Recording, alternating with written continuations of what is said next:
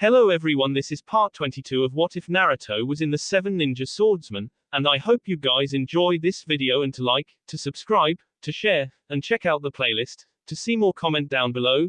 Now let's start the intro. They call me a god. They call me a god. They call me a god. Join my membership, the perks are great. It's in the description. I should have listened to you, Dodai. The Raikage's confession was full of remorse and sadness as he watched thousands upon thousands of his men be given burials and in rare cases funerals.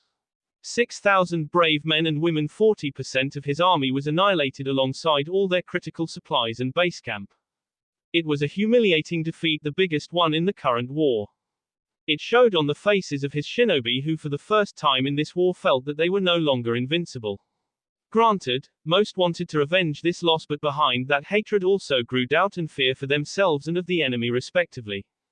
A surgical strike. A 25-year-old had delivered them such a defeat that even the Raikage found himself rethinking his battle strategy. We didn't know who we were truly facing back then.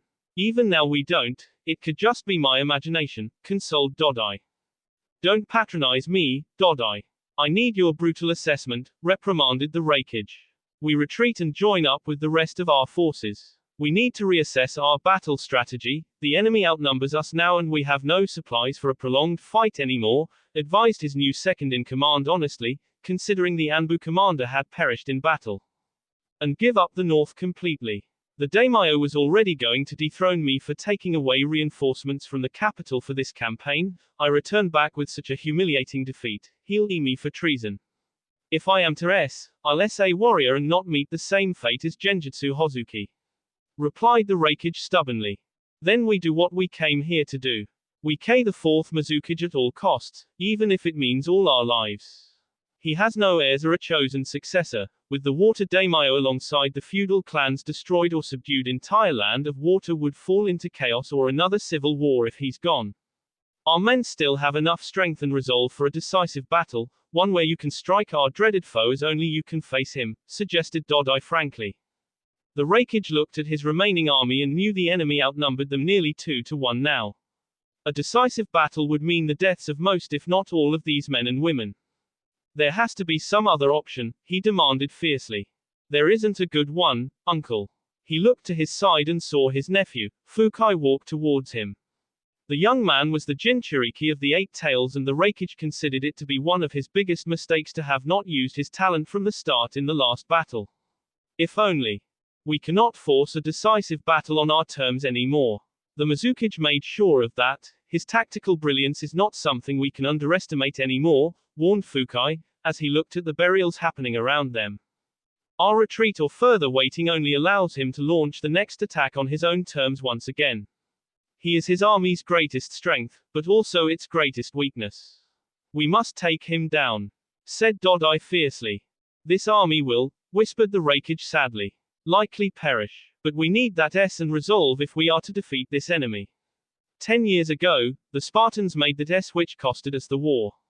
I watched those children brutally for a future they would never see. We face the same choice today, stated Dodai somberly. Fukai stepped forward and placed a comforting hand on the older man's shoulder, making him look at the Jinchuriki with his lone remaining eye. What happened at Razangla? Dodai hesitated at first, only to relent when the Raikage gave a solemn nod. Fukai was their only trump card left. It was important for him to understand the past if he was to understand just how far their enemy was willing to go, and most importantly, why. Razangla Pass, more than 10 years ago. The ground beneath Nagato's feet shook violently as another barrage of corrosive flames clashed against the barrier protecting the remaining Spartans. With their backs to the mountain and the Kinkaku on their tail, their chances of escape had already been slim. Now there was the two-tailed beast alongside a few hundred Kumogakure ninjas standing in the way between them and the Land of Fire's border. They left us to didn't they, elder brother? Minato's eyes widened on hearing his brother say those dreaded words as despair befell upon the shell-shocked Spartans. Had they undergone 3 days of hell and lost nearly half of their comrades to face such a defeat? Do you think we'll get reinforcements? Maybe if we can hold out a bit longer, suggested Kushina, but stopped midway on seeing the state of their troops. Most looked ready to fall from sheer exhaustion and wounds, their weapons and equipment were almost finished, they had no food, water or medical supplies left. It wouldn't be long before their bee betrayed them even if their heart didn't. Even their winged devices which allowed them to fly were destroyed by the enemy, making them continue their escape on foot. Minato saw it too and gestured for his sibling to follow him towards a secluded area and cursed when Kushina followed after them undeterred by his fierce glare. Thankfully, the Spartan commando guarding a badly wounded Hashirama didn't protest when his captain asked him to take a walk and leave the surviving 3 officers alone with the high-value target. We are in no shape for another full-scale battle. We fight this army in front us and that would be it. Yet at the same time, if we try to hold, then the Kinkaku would soon be upon us from the rear and then we'll be caught between these 2 forces. Either way we Spartans shall tonight, stated Nagato sadly. The harsh reality dawned upon the last 3 surviving officers. It hit the eldest among them the hardest as his legs started to shake with the weight of the lives bearing down upon him, including those of his younger brother and the girl he loved. Yet we shall accomplish this mission and win this war. Kushina and Minato both blinked on hearing Nagato's proclamation. The redhead saw the unsaid question in their eyes and sighed before walking towards one of the trees and crashed against its bark tiredly. Surrender was never an option. The fate that would befall us would be worse than death and would put the security of our nation in even greater peril should the enemy get any secrets from any one of us. In that case, we can stake our heroic deaths on a slim chance of victory that may hopefully end the first great ninja war, explained Nagato with a bittersweet smile. I guess you have a plan to make this dream a reality, said Kushina, some hope arising in her broken heart. Yes, we may not be able to see the peaceful world that I always dreamed about, but you will, elder brother. For me, for Kushina and for our Spartan comrades. Minato found himself speechless as Nagato explained his crazy gamble which could help them succeed in reaching friendly lines and link up with Konoha's rescue force. But the price was simply too high. No, there's got to be another way, protested Minato fiercely. Then we'll all here and fail our mission. Then all our comrades will have also in vain, answered Kushina, and felt horrible on seeing her words reducing Minato to tears. He started to hyperventilate before his gaze landed upon Hashirama.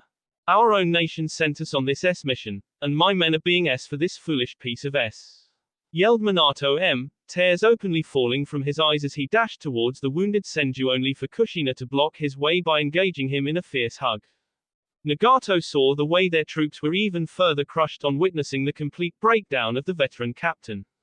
He saw with how much effort Kushina managed to wrap her chakra chains to restrain his brother and pin him against one of the trees where he collapsed and completely broke down.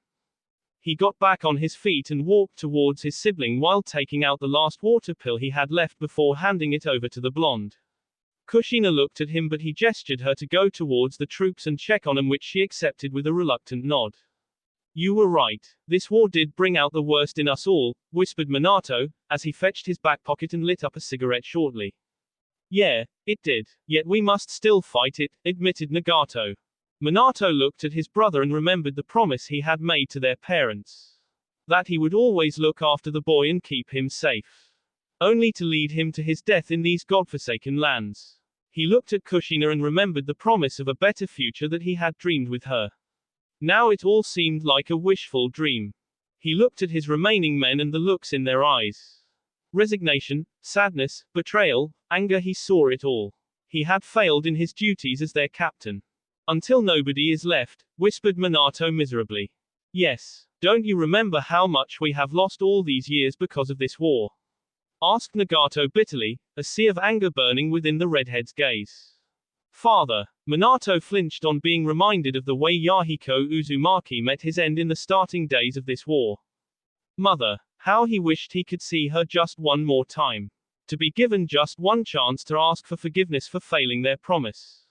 Matsuri. He remembered the girl who jumped over a bomb to save his life. Her desperate eyes trying to convey her feelings for him in her final moments even when her own voice had betrayed her.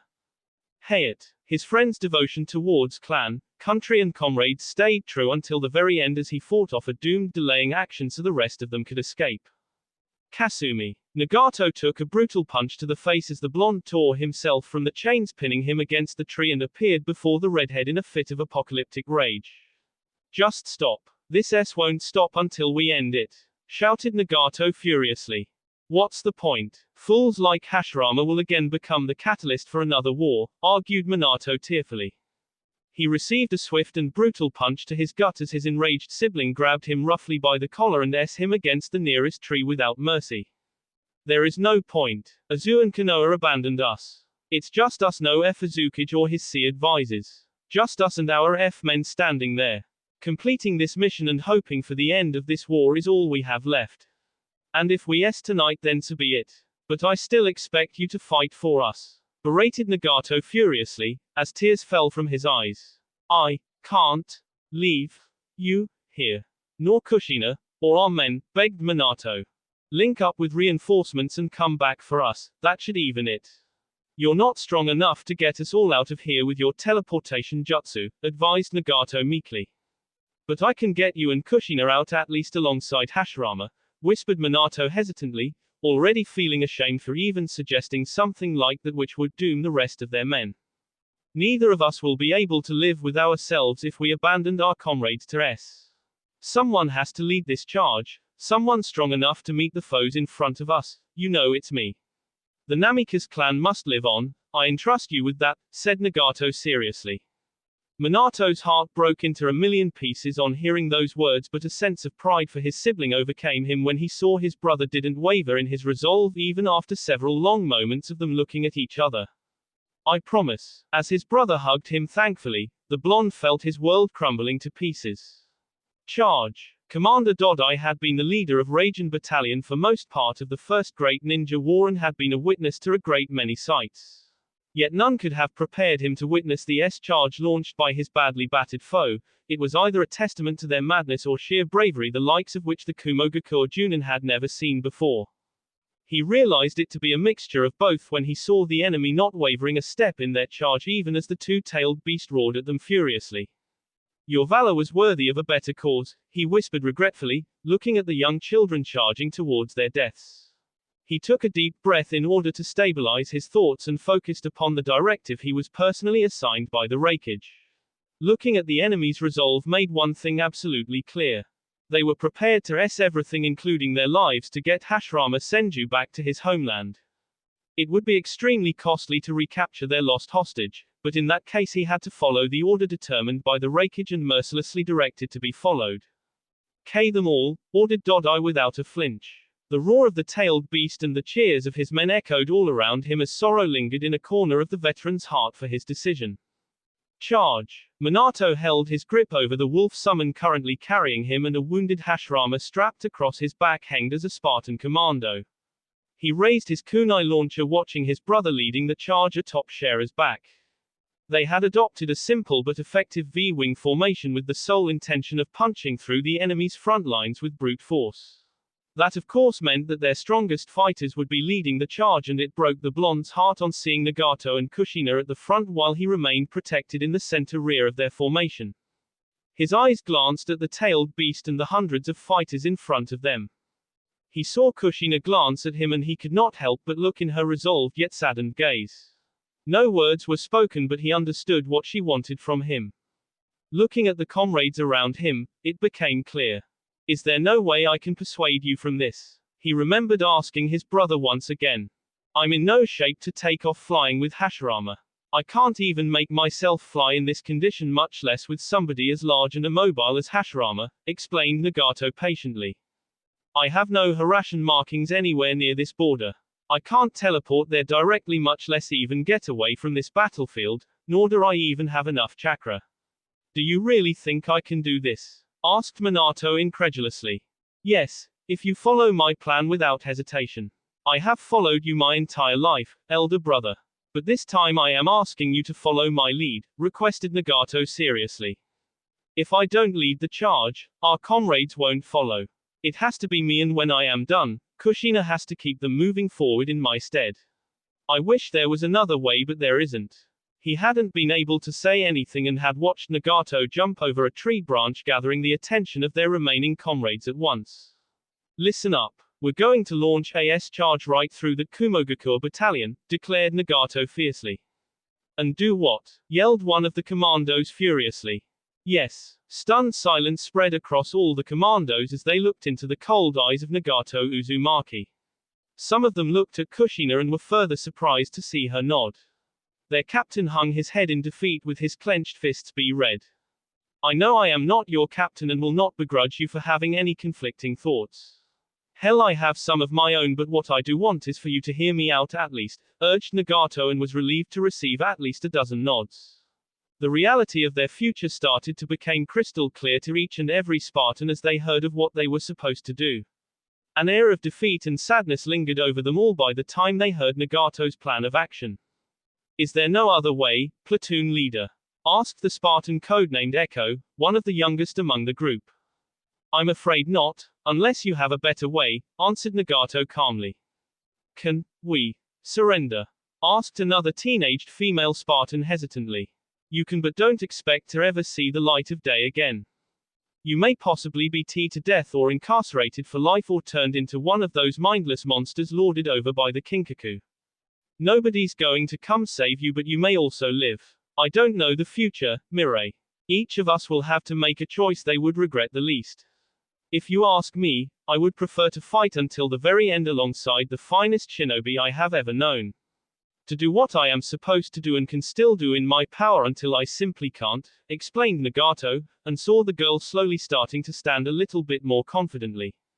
This is the end, isn't it? Nagato, whispered Kimi in a resigned voice. It is. What about our dreams, Nagato? Was it pointless to dream of an end to this madness? Asked another Spartan regretfully. The redhead jumped down from the tree and walked amongst their comrades until he reached the one who had asked that question. I share that dream, Haruma. But do you remember them, our comrades? Asked the redhead somberly. Haruma grit his teeth and held back his tears as he remembered losing both his friends during the assault on the enemy's headquarters. Leaving behind a wounded Jiang was not something he could ever forget. Our parents. Minato was not the only one who lowered his gaze, as a few of them had also lost parents to this war. Our families back home. Can we let them experience what we face today? Will we allow all the s made by every one of our clansmen to go in vain? Will we surrender when faced with our doom? Asked Nagato honestly. The K-intent unleashed by the redhead rankled something primal inside each warrior standing before him. No. We may not live to see our dreams, but our clan will. Just as our comrades and families trusting us with the dreams, we too shall here trusting those next in line to carry our dreams towards the future. Our nation and allies may not remember our may even forget it, but its meaning shall forever live on in their long and prosperous existence, roared Nagato fiercely. As they charged towards the enemy's front line, they heard the two-tailed beast scream. Brace. Minato twitched and the urge to act gnawed at him as he saw the tailed beast swelling its sea exponentially. The shinobi in him, however, knew his duty in this plan and watched as Nagato and the vanguard alongside him raised their weapons. Fire. A dozen bombs were launched across the skies, unleashing a wave of dark smoke throughout the battlefield which greatly reduced visibility. Get ready, commanded Nagato. The redhead performed a quick set of hand signs before extending his right hand forward as a bright red kanji glowed across his palm. Ceiling style, barrier. Commander Dodai frowned when he saw the charging enemy fire smoke bombs across the battlefield, and not a moment later the battle began. Bain Hoka. The ceiling masters controlling the Biju initiated their counterattack by making the beast launch a dozen scorching fireballs straight towards the Spartans, only for a dark red-colored barrier to emerge in the middle and block the attacks.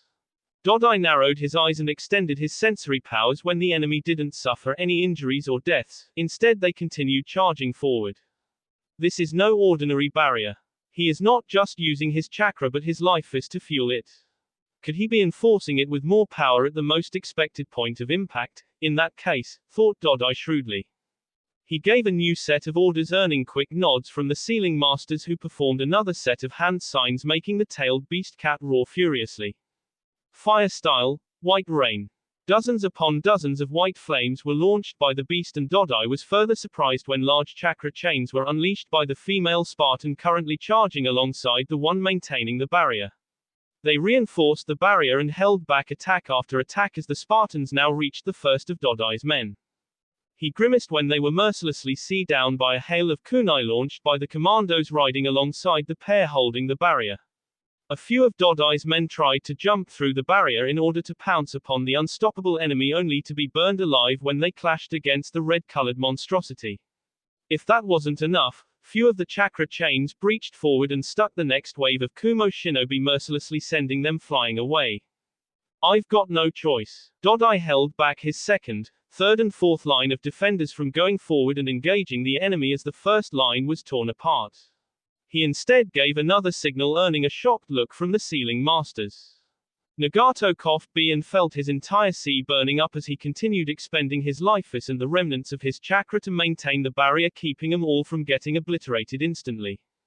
His eyes widened in alarm when he saw the tailed beast forming a dark sphere in its mouth. He looked at a haggard Kushina and the fear in her eyes was palpable. They had the barest minimum hope of actually punching through the enemy lines. Not all of them, but if only a few could make it. Now, it was time to face reality. They all saw the way in which the enemy shinobi were bracing themselves and could feel the dark energy currently being gathered by the demonic cat. He looked at his sibling for a moment, earning a somber nod from the blonde. Live free, elder brother. Determined, the redhead raised his kunai launcher with his other hand, making those alongside him do the same. Together they launched another volley of smoke bombs again into the air. Hidden in those polluted clouds were a volley of kunai marked with special seals. Minato disappeared alongside their hostage and suddenly found himself in the air, flying in the haze of dark smoke as he grabbed one of those kunai. He barely had time to watch the Biju launch its attack. Bijudama. The dark ball of energy headed straight towards the Spartans as he quickly made a set of hand signs. Earth style, rising pillar. A swift earthen pillar rose from the ground just in time for the massive orb of dark energy to collide against it, unleashing a thunderous explosion. He teleported himself and Hashirama once more to another set of kunai flying at the far edge of the field, thereby avoiding the worst of the shockwave and hot chunks of rock unleashed due to the explosion. An anguished scream escaped from his lips when the shockwave tore through the barrier and destroyed it completely. A dozen of those burning rocks crashed right upon many of the Spartans and his wolf summons carrying them. Time seemed to freeze for him when he saw Kushina jump in the way of one of those burning rocks heading straight towards Nagato. Rage coursed through his heart when he heard her scream as she was sent flying away alongside several of their comrades who were Horrified, he turned back to help them, only to see his brother and those still left alive raise their kunai launchers forward once more. Advance. Minato fought back his tears as he steeled himself and focused upon the new set of kunais launched further across the battlefield. With a shattered heart, he continued teleporting from one to another, much to the astonishment of the stunned enemy. Shoot him down. Commander Dodai couldn't believe what he was seeing, even as his men desperately attempted to bring down the lone flying Spartan. They launched every weapon they had, including the few who could use wind-style based attacks. Nothing was fast enough as that Spartan continued to teleport himself from one kunai to another, dodging every single attack by teleporting away in a black flash. As one volley of kunai flying in the air crashed to the ground, another set was launched by his remaining Spartan comrades, charging on the ground straight towards Dodai's force and the tailed beast. He looked at the Biju and saw it was gathering chakra for another attack, with his sealing masters determined to shoot down that flying commando. Lighting style, black rain. A dozen of his ninja joined forces and started raining hundreds of lightning bolts from the sky in a desperate bid to bring down their moving target, but in doing so they were left completely open on another front as a volley of exploding kunai was launched straight at them from the Spartans charging on the ground. As his men exploded to pieces, Dodai came to a grim conclusion. If he had to stop the enemy, then he had to destroy the mastermind behind this move, and his gaze landed upon the red-headed boy leading the S-charge. Focus all your fire and annihilate the ground forces. Hurry. Nagato watched his brother sail past more than half of the enemy force by using his teleportation technique perfectly. The enemy were in complete disbelief and disarray, even their tailed beast's power not fast enough to stop the Namikaze warrior. He looked at the screaming ninjas beside him who had given every last ounce of their chakra to Minato so that he could successfully escape with Hashirama by using the teleportation jutsu. The blonde had required enormous amounts of chakra and his men had devoted the last of their power for it. Broken, terrified and wounded, they still continued charging forward, supporting their captain's escape. He loaded the last magazine he had left in his launcher and watched few others do the same. It's coming. Nagato. The redhead watched in terror as the two-tailed cat screamed furiously and thrashed the ground beneath its feet, unleashing large chunks of rocks into the air. So this is the end. He looked at Shera and gently patted the beast's end. Don't abandon my brother, he whispered, making the beast lower his head and give a solemn nod. Nagato jumped in the air as Shera disappeared alongside his remaining clansmen, making the last Spartans continue their final charge on foot. They launched another volley of kunai high in the air, supporting their captain's advance over enemy lines through the sky as the tailed beast launched fireballs from its mouth that fused with the flying rocks and now headed straight towards the remaining Spartans. Self-s. He had talked about it to his men, and yet as he watched death sail towards him, he couldn't help but feel nothing but fear deep in his heart. I really wish I could have read the end of that manga, but you will, elder brother. For both of us, thought Nagato somberly. A smile came upon his lips on watching his brother fly towards safety, making him steel himself as the burning rocks sailed towards them, reducing nearly all his remaining comrades to tears. Spartans, for comrades. His fearless warcry instilled a renewed wave of courage across his terrified men as they once again raised their kunai launchers upwards. Spartans, for clan. They fired their last volley high in the air and watched as it sailed over the rear of the enemy lines now that they were so close to them. Nagato gathered the scraps of chakra left in his body as the wave of burning rocks descended upon them. Spartans, for country. Dark ash-colored shields made of chakra covered each of the remaining Spartans completely as the burning rocks crashed upon them.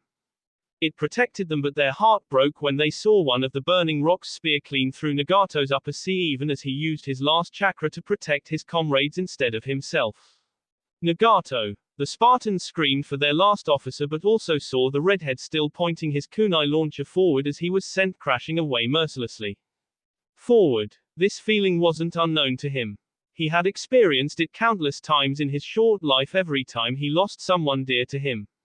But this time, it was different. The sight of his brother's valiant charge and his heroic would forever be etched deep inside of his heart. The boy displaying courage and strength worthy of the Spartan patch he wore. But it also was the end of his family. He watched it happen right before his eyes as the last Spartans crashed into the shell-shocked Kumogakure forces.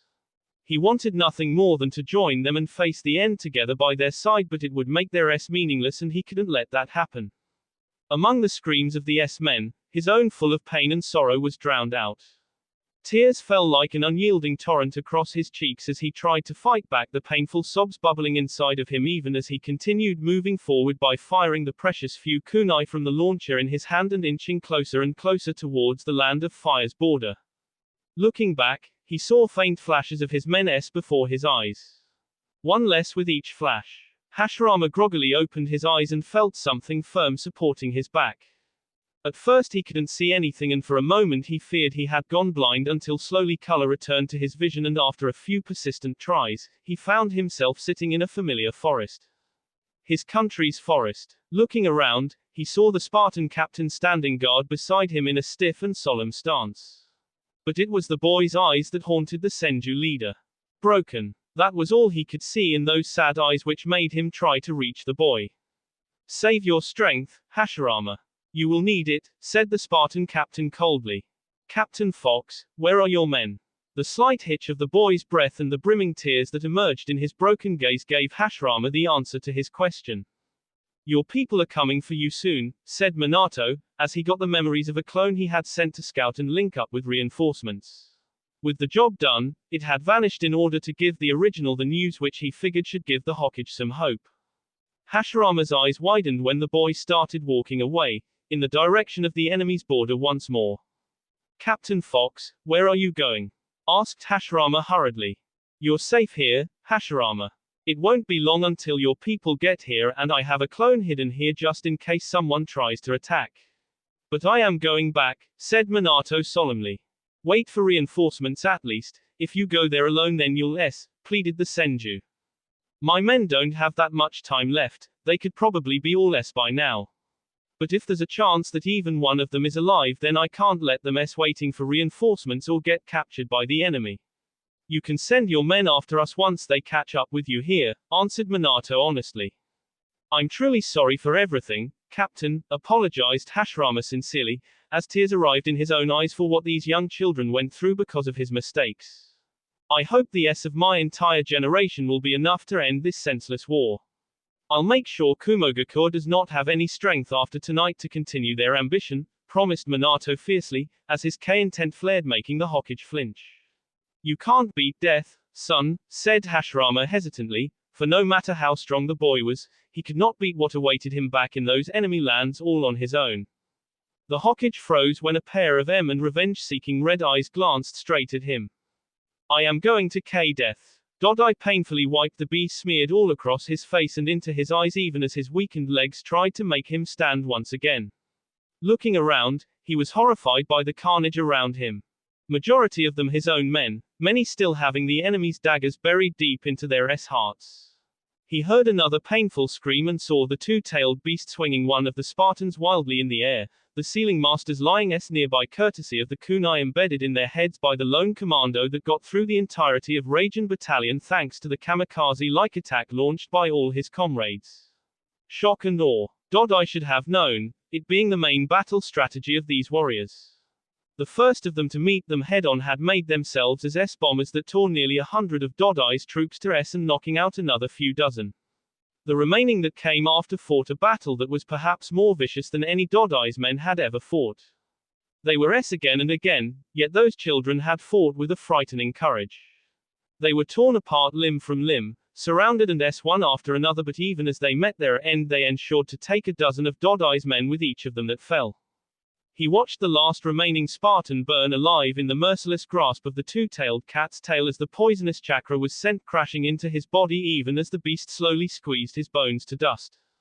It had embraced its wild nature now that there were no more sealing masters left to control it. The boy screamed and screamed as he was turning to ash, even so he threw a dozen kunai all over the beast's body. Before the beast could punish him for that harmless insolence, the boy beat with a content smile. The next moment the cat screamed. Dodai looked up in horror on seeing one of the beast's eyes had been S apart and the other gazing straight into the eyes of a very familiar and blonde Spartan. It swung its twin tails forward in a fit of rage to crush the blonde warrior, but he disappeared in the blink of an eye only to appear right behind the tailed beast's rear.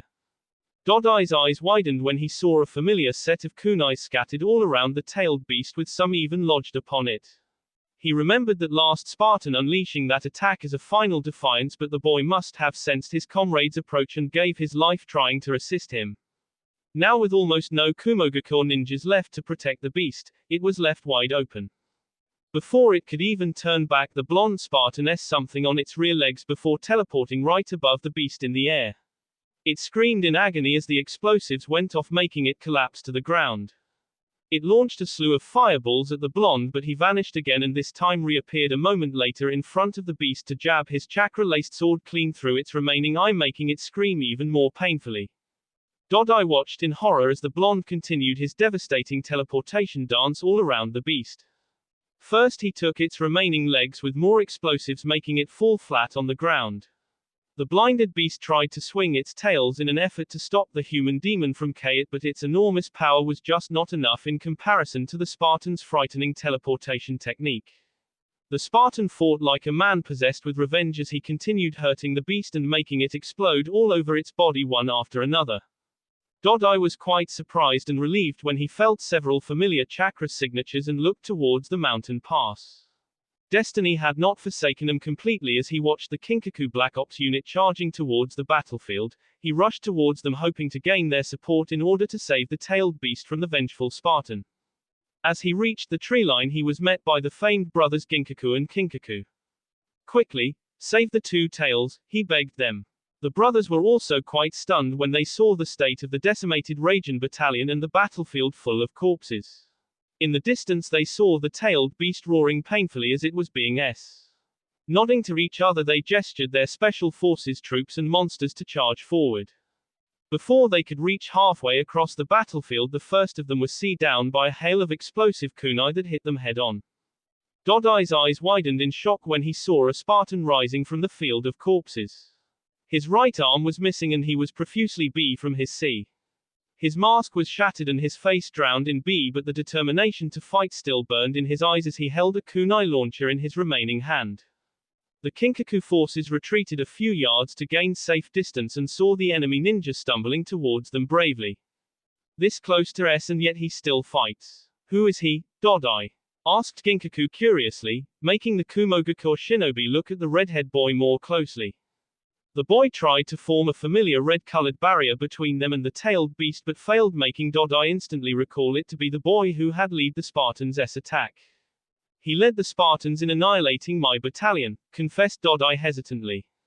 A true warrior then. Even in this state he fights for his mission and fellow comrade.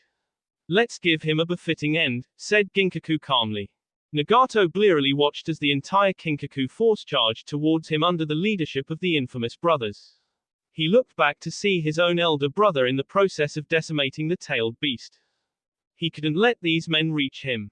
Grabbing a half-filled clip from one of his comrades, he readied his weapon once again as the enemy closed in. His chakra was almost fully depleted and he was losing consciousness due to the wounds all over his body and the amount of B he had lost. Dodai had decided to remain in the rear while charging towards the battlefield and hence watched the lone Spartan standing back on his feet holding his weapon with his remaining arm. With glare burning in his eyes, he charged towards the approaching enemies.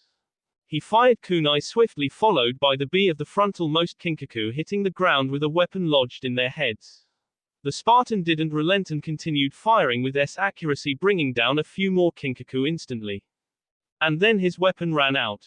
Dodai saw the painful realization dawn in the young boy's eyes as he found himself standing less than 50 yards from the enemy. He surprised each and every Kumo shinobi by restarting his lone march towards them, now with a single kunai in his hand. Kinkaku and Ginkaku emerged in the front to unleash a hail of shuriken towards the boy, making him roll towards the ground, evading quite a few of the projectiles while using his lone kunai to deflect the remaining ones. This defiance only enraged the brothers and their men as they all unleashed hundreds of shuriken fueled by lightning chakra towards the Spartan all at once. Dodai knew there was no chance of survival against such a large-scale attack in the boy's present state and saw the Spartan meet his fate fearlessly. Weapon after weapon pierced his small body as he continued stumbling forward, much to the astonishment of the Kinkaku force.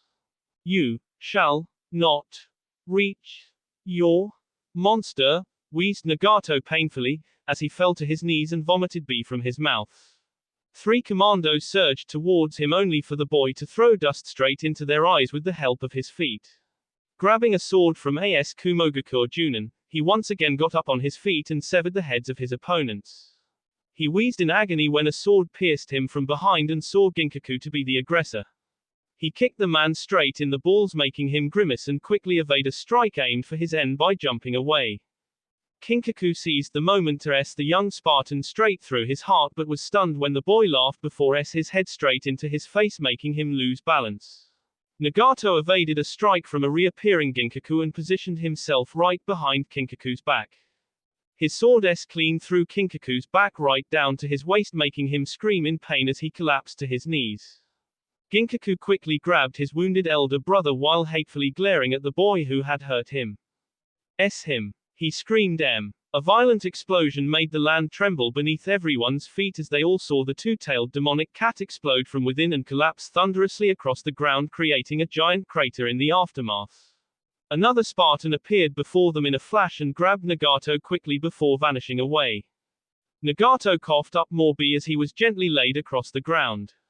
As his vision cleared, he found himself inside a crater where a few meters away was the tailed beast. He saw his brother frantically assessing his injuries while ignoring his own. Elder brother, don't talk. I'll heal your critical wounds, then we're getting out of here, promised Minato in a desperate voice. The others, wheezed Nagato with the barest hope still burning inside of him. Minato lowered his head and solemnly shook his head, making the redhead close his eyes and fight back the grief rising within himself. It made the redhead slowly raise his hand and stop the medical jutsu being administered by his sibling, much to the blonde's shock. It's too late for me, you know it too, elder brother, whispered Nagato calmly. No, I can still. Thank you for always being there for me. Even if we were half-siblings, you never let me feel as if we were anything less than real brothers, said Nagato gratefully with a smile. Stop it. We're both going home together. Reinforcements will be here soon, begged Minato with tears falling from his eyes. His heart skipped a beat when his brother's eyes closed, which made him again send medical chakra into the boy's body even more desperately. He felt a new power seeping into his own body and saw ash-colored chakra rising from Nagato and merging with his own. The younger Spartan gingerly opened his eyes a few moments later and smiled at him. A part of me shall always live on in you. Please use this power to protect our people, requested Nagato. Minato saw the color fading from his brother's face and the boy's heartbeat becoming nearly silent. He grabbed the younger boy's hand and gave a reassuring squeeze. He whispered tearfully, unable to say anything or accept that his worst nightmare was coming alive right in front of him. Whatever the village says, you are a great ninja in my eyes. Someday, you'll change this world with your power, for you are the savior of our people. I know you can do it. The ensuing silence that came as the boy's eyes closed with a peaceful smile upon his lips was the hardest thing that Minato had ever endured in his short life. His brother was gone. He coughed and felt the rising pain within his own wounds as the enemy got more closer to his position.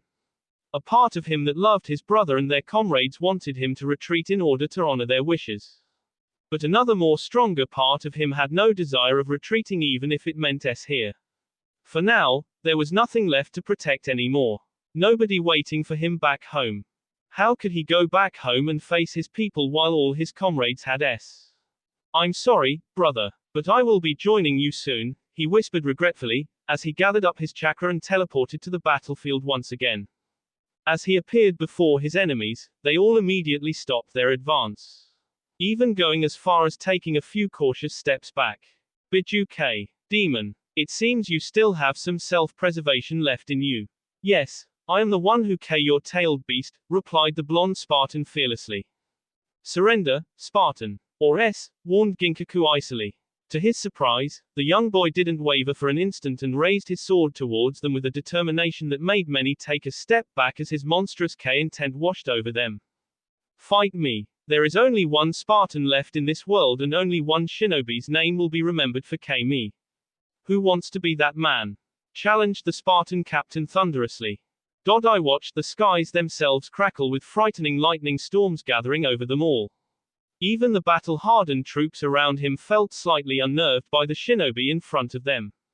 Finally, it was the wounded Kinkaku who broke the stalemate by taking charge, making his brother Ginkaku join after him. Don't waver. He's just one fighter, rebuked the brothers in unison. That forced the rest of their men to join them, including Dodai, who saw the Spartan only chuckle before charging towards them fearlessly. This is a good opportunity for you to remember. Whether you live or today, watch how a captain of the Spartan Black Ops meets his end. Present day. Even today, he could still remember those words deep within his heart. Fukai and the Raikage were extremely silent as Dodai finished his tale and looked towards the sky with a deep sigh escaping from his lips. He inflicted heavy casualties on us, even wounding Kinkaku more grievously. Ultimately, Ginkaku gave the order to retreat when we sensed more enemy signatures converging on our location. I don't know how the boy survived, but most probably he truly is that same Spartan from back then. We need to kill him before he destroys our nation.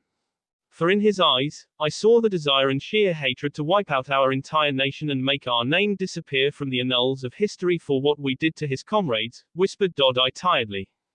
That explains how Kirigakure got their hands on the winged devices. If a Spartan gave them that technology and taught them how to use it, suggested the Raikage.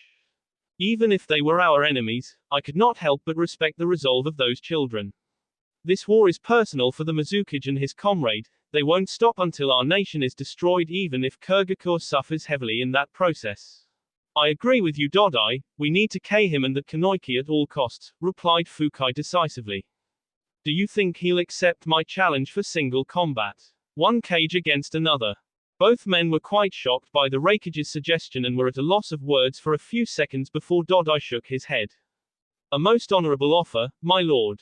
However, it is not the right one, said Dodai respectfully. It's as you said, he is the center of his army. I'll keep him occupied while you Fukai and the rest of our army descend upon his forces to cause maximum damage. I won't lie, most of us won't be returning to our village, declared the Raikage without hesitation. But if we don't do this, we won't have a home left to go back, agreed Dodai. I guess we find ourselves in the same situation the Spartans faced in their time.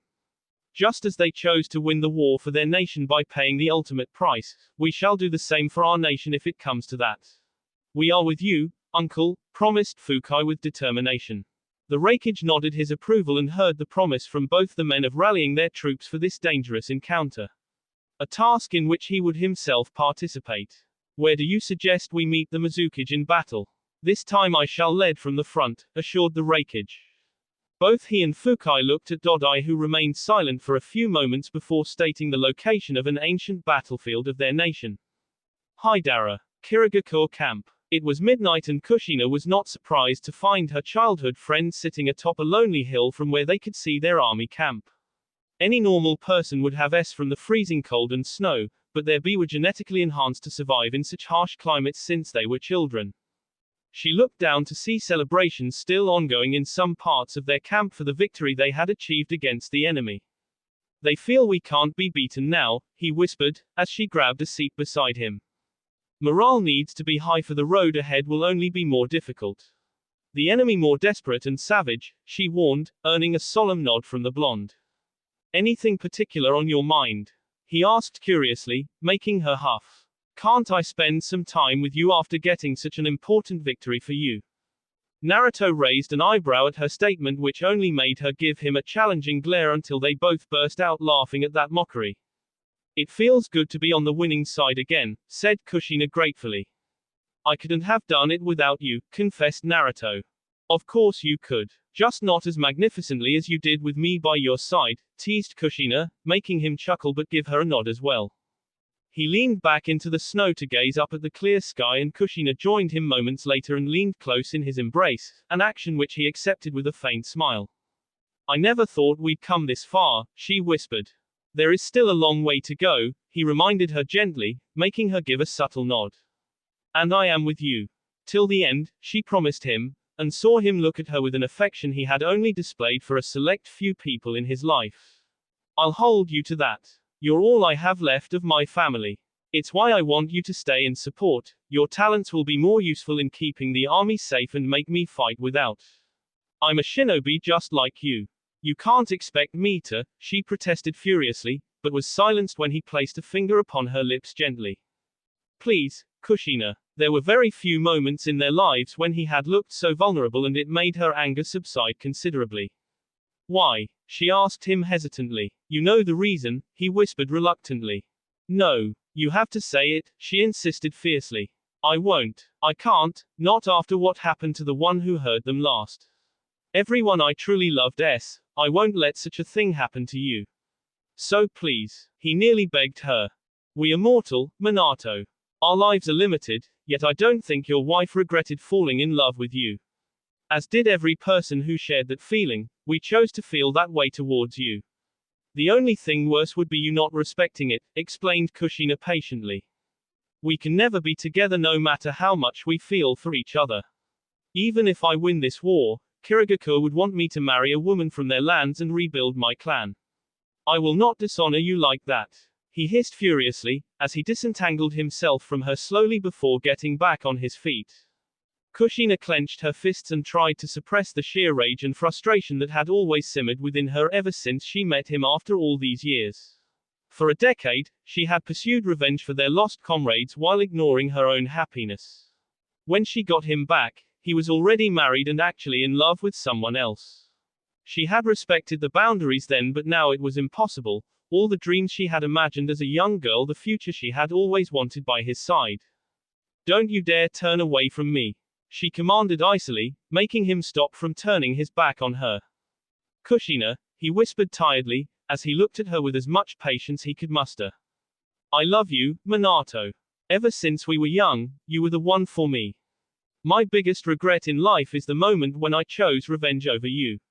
If only I had not taken that path and stayed with you in the village, she whispered miserably. I love you too, Kushina. But things aren't the same anymore, he insisted in a gentle voice.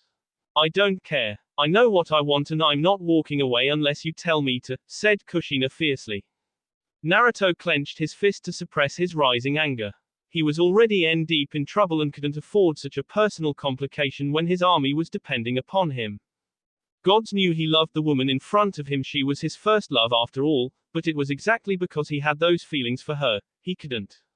His eyes widened in shock when he felt a pair of warm lips crash upon his own as she had used his distraction as a chance to share a passionate K with him. An affectionate gesture that clearly touched something inside of him as he remembered buried memories of their childhood which he had tried his best to forget. Just as he had shown her a wishful dream during their farewell in Kumogakure, this time she did the same for him. He found himself looking at a future where he had won the war, his nation now ruling over the human race and ushering mankind towards peace.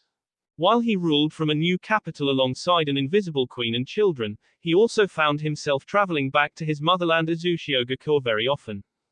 Instead of a nation devoid of his family, friends and full of people who hated him, he found himself welcomed by everyone he had lost who were all alive and living in peace. He found Kushina waiting for him by a small yet beautiful house near the seashore, with a young boy who had blonde hair like him and eyes like her welcoming him with a happy laugh. As the trance ended, he didn't realize that tears had slipped freely from his eyes until Kushina gently wiped them away.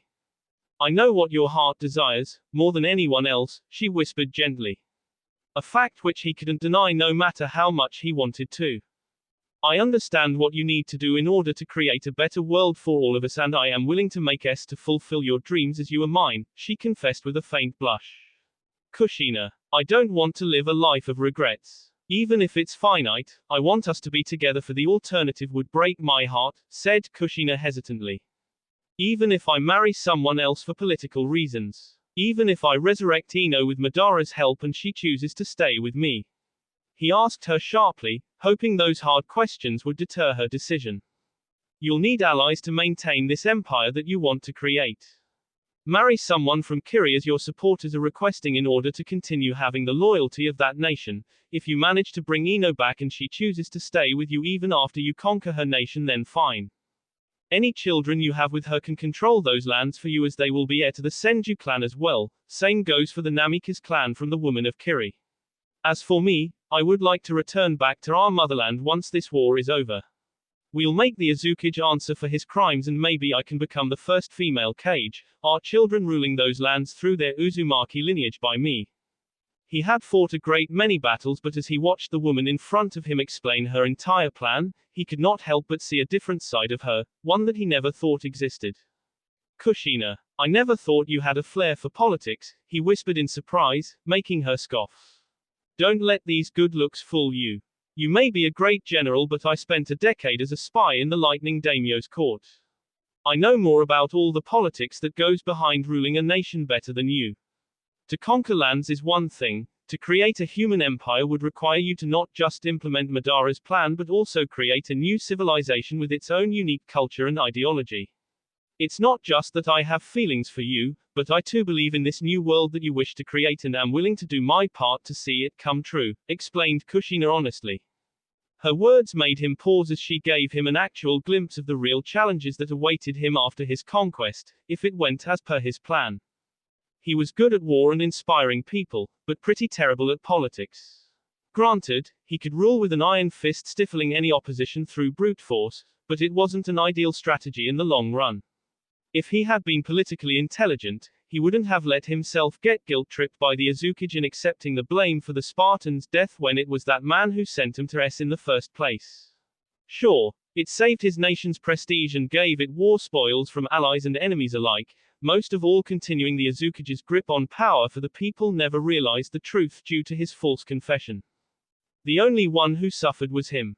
Banished from his own nation to S in a foreign land serving that same corrupt leadership.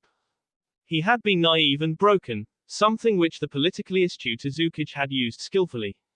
Not anymore. Kushina was surprised when she saw him looking back at her with a newfound respect and admiration. Then so be it. I won't deny our feelings for each other or doubt your wisdom in an area where I am lacking. Once we defeat Kumogakure, we'll make the Azuchiage answer for his crimes. Madara has assured me that he will bring our comrades back to life should we crush this nation. Then together, we all shall go back to our homeworld to correct a grave injustice done to us by that man.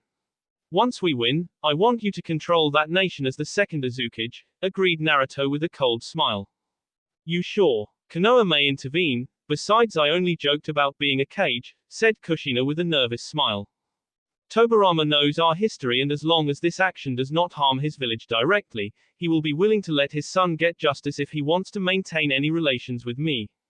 I'll deal with Konoha with force should they try something. More importantly, you are the only one I can trust to hold our nation and resettle our comrades back among our people. You are strong, wise and know how to treat people fairly, something the current Azukage lacks. I imagine it would be ironic for the old geezer to be overthrown by the very same Spartans replied Naruto with vengeance and determination burning in his eyes. Kushina nodded as she agreed with his reasons while hiding her own nervousness behind her silence. Unfortunately, they knew each other just too well as he came forward and grasped her cheeks gently. I was wrong. I am too naive when it comes to politics and need real comrades like you. Maybe this way we get to fulfill that wishful dream of ours. One that we both forgot about a long time ago, he whispered sincerely. Are you really sure, Minato? She asked him, making him smirk. Now who's the one with doubts and hesitation? She answered his challenge by enveloping him in a fierce one which he returned with equal passion. That will be all for this video. Be sure to like, subscribe, share, and comment down below for more videos. Goodbye.